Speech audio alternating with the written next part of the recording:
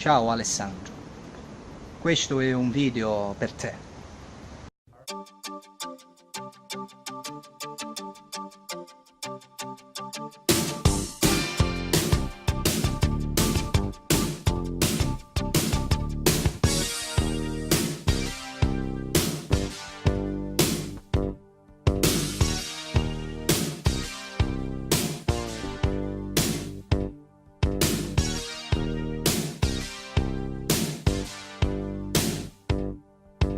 Ma perché non me li presti 2 milioni di euro? Perché io vedo che tu sei un amico, c'hai amici importanti, che fai crowdfunding, check finanziamenti, cose, soldi, conti.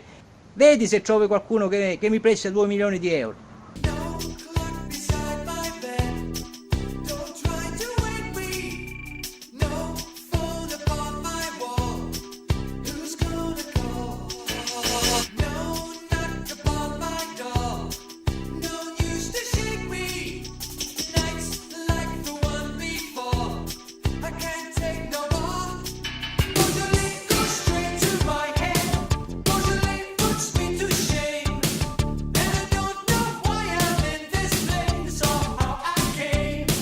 Però si potrebbe anche optare per 20.000. C'è un'opzione, o mi impresti 2 milioni di euro, oppure vedi se trovi 20.000 euro, però fatti come ora ti spiegherò mano a mano.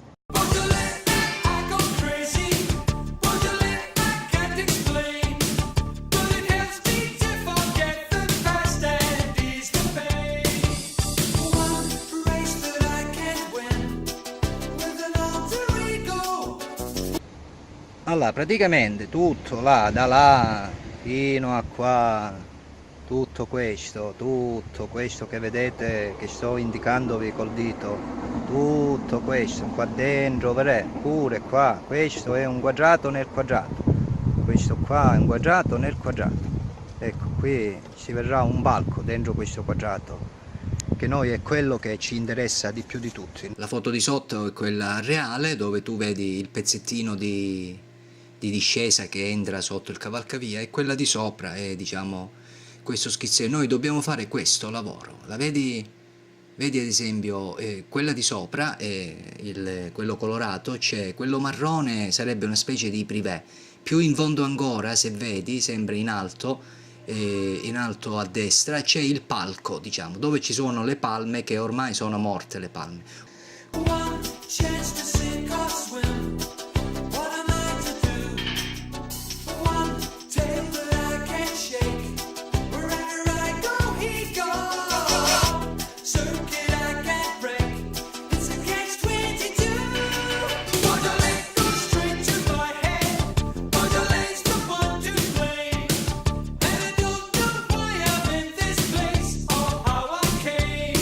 Noi praticamente ci abbiamo 10.000 metri di mattoni, praticamente che un grande imprenditore ha una montagna di mattoni proprio a Pietralavica, di quella numero 1, Alessandro, numero 1, proprio numero 1, va, cioè number 1, che ce la può regalare, proprio a pedane di mattoni di scarto, che sono quelli crinati, sai, tipo c'è il pizzo rotto, allora questo lo mettono da parte, che è invendibile. E noi praticamente con tutti questi mattoni e pietre laviche stupende, che ci sono anche quelli bianchi, comunque noi copriamo tutti questi 15.000 metri quadrati, li copriamo tutti, ce l'abbiamo tutte, le montagne questo ci può regalare, però non ci può regalare il camion, la benzina, questa no, mi dispiace. Quale aiuto ci serve? Ci serve che voi artisti italiani di tutta Italia, ma anche di tutto il mondo, ci dovreste donarci 1.000 euro a testa, e noi in cambio vi daremo lo spazio, diciamo, per farvi i vostri eventi ogni anno a gratis proprio, a corrente elettrica, impianto.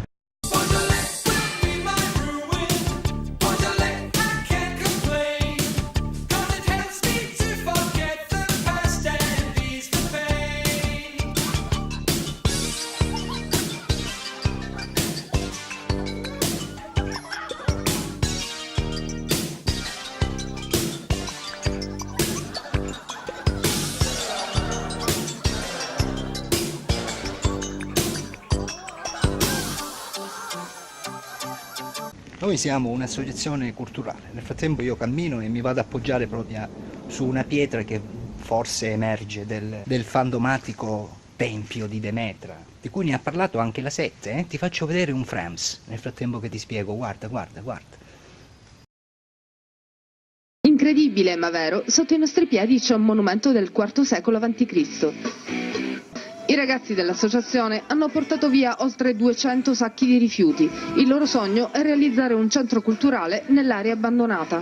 La storia risale agli anni 90, quando durante i lavori di costruzione di una strada viene riportato alla luce il Tempio di Demetra. Scattano i vincoli della soprintendenza, che però dispone di sotterrare di nuovo i reperti, dando il via libera alla costruzione della strada. A protezione del monumento viene realizzata una costosa struttura che negli anni è stata abbandonata, vandalizzata, data alle fiamme. A parlare è il presidente dell'associazione No Profit a cui è stato affidato il sito e che adesso cercherà i finanziamenti per il restauro del tempio. Lei non è un esperto di archeologia, come mai è stato affidato questo posto alla vostra associazione? Sì, e infatti anche io me lo chiedo, perché il mio scopo era avere un luogo dove poter fare un laboratorio artistico. Cioè coprire un tempio invece che farne un'area e un parco, con quello schifezza per fare non so quale parcheggio, è la prova dell'oscuramento delle menti. Vittorio, ti devo fermare, devo andare in pubblicità, torno da te subito con un pensiero stupendo con la Z per Giacalone che è un cultore della lingua italiana. Ha ragione, quello che ho detto che me, cioè, chi guarda queste cose sceglie come denominazione una canzone di Patti Bravo pensiero e stupendo. la cosa con la Z, ma dico poverino, simpatico, buono e gentile, ma vada a fare altro.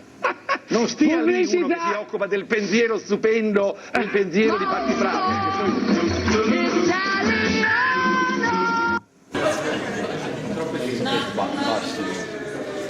A posto. Stai sparando di Demetra? Visto che Demetra. visto? Demetra. No, a salve però sono,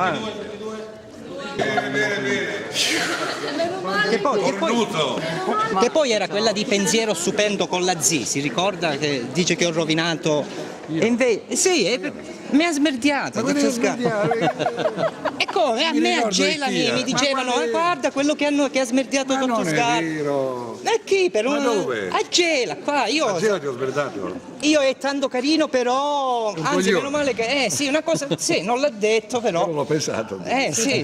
Ritiro tutto. Va bene, grazie. Grazie. Ritira tutto, ragazzi. Marco. Che in realtà non è che è un tempio, è... Cos'è, Saro? Un santuario, Che cos'è? Un... Piccolo sacello o santuario. Piccolo sacello o santuario. Allora, questo è praticamente dove ci sono queste scale, dove si vedono dalla foto. E qua ci sarebbe il rudere che ormai non c'è più. E qua sotto c'è questo semicerchio che si vede dalla foto, che nel frattempo vi faccio vedere.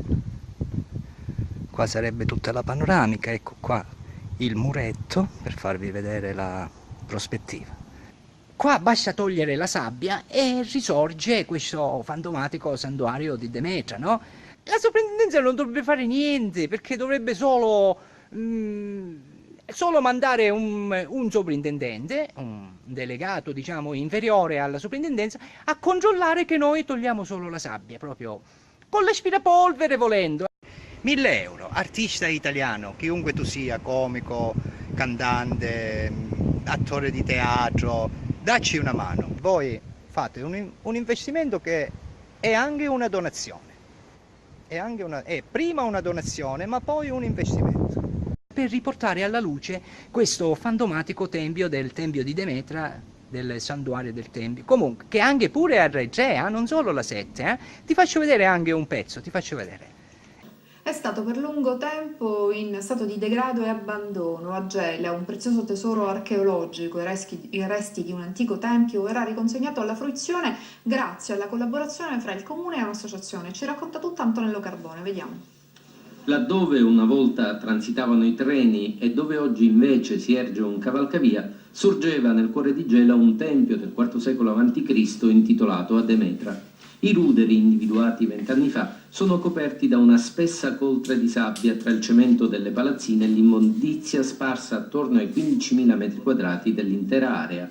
La gabbia di vetro costruita sotto la strada si è trasformata nel tempo in un ricettacolo di vandali e rifugio di fortuna per i senza tetto, almeno fino all'estate scorsa. Adesso il Comune ha stabilito di affidarne la cura ad un'associazione culturale che si è detta disponibile ad adoperarsi per una bonifica e trovare degli sponsor per una ristrutturazione senza intaccare durante i lavori la zona archeologica.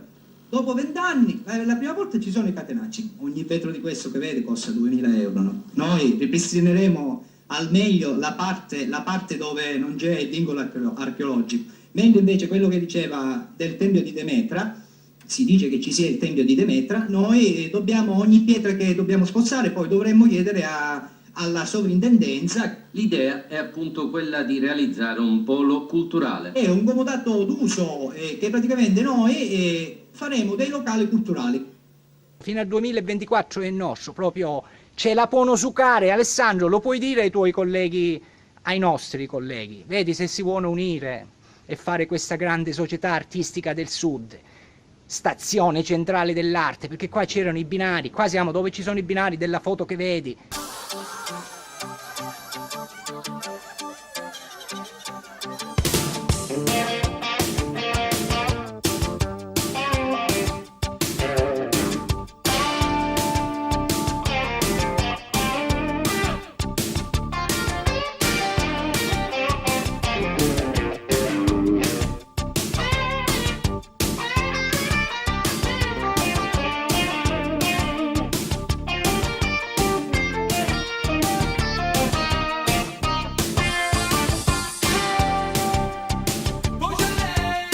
Allora, riepilogando, praticamente noi con 20.000 euro copriremo il quadrato che stai vedendo adesso da là sopra. Questo è il cavalcavia, questa è una foto fatta dall'altra parte del cavalcavia, qua è la visuale dal ponte, sono io sopra il cavalcavia praticamente, no? Siamo da lì sopra, la visuale è questa, Allora noi con questi 20.000 euro andiamo a prendere tutti questi mattoni che facciamo, allora ti spiego, con 5.000 euro facciamo i cessi, quello per donne è un cesso di lusso, architettato e disegnato da il più migliore artista, pittore e scultore che poi selezioneremo di Gela, perché deve essere di Gela, proprio che lo progetterà lui, deve essere un cesso proprio di lusso per donne. E poi faremo quello per i maschi, un buco e un lavandino, vediamo, il lavandino non lo so, però faremo un buco per i maschi, 2 o 3 buchi per i maschi, proprio a questa particolarità, perché all'inaugurazione le femmine si devono andare a fare la prima cosa, il selfie del cesso che è stato firmato dall'artista Tizio, che poi selezioneremo a Gela, proprio un'opera d'arte deve essere il cesso, comunque con 5.000 euro questo. E poi con il resto dei 15.000 euro copriremo tutte cose e poi faremo l'impianto, attaccheremo la luce per iniziare a fare attività. E a tutti i ragazzi che ci aiuteranno a pavimentare, me compreso, daremo un contributo con questi 15.000 euro di un panino, una pizza al giorno, e loro ci daranno una mano a mettere i mattoni, e per questo ti ho detto che nel giro di 6 mesi noi già siamo pronti per accogliere gli U2. Ci puoi telefonare, cioè se trovi tu 20 artisti che ci danno 1.000 euro a testa e in cambio avranno una serata o un evento ogni anno che può durare anche 3 giorni, non mi interessa, loro ce l'avranno per sempre gratis, tutta questa struttura, questo mega palco dove faremo noi a disposizione. Se tu mi trovi questi 20 artisti, dice Totò, ho trovato questi 20 artisti, puoi telefonare già a Bonovox, ci puoi telefonare e ci dici: senti Bono, preparati che per la prossima estate devi venire alla stazione centrale dell'arte. Va bene, Brunello, perché mi viene sempre Bruno Brunello, mi viene un raptus freudiano, non lo so, cioè, come mai mi viene Bruno Brunello? Boh, comunque vedi tu, cerca di convincerti e trovami questi 20 artistici che, ma lo possiamo dire, vero Saro? Cambieremo il mondo, lo possiamo dire, vero? Sì. lo possiamo dire. No, con 20.000 euro cambieremo il mondo, Alessandro. Non è una minchiata, non è una minchiata. Ciao, ciao.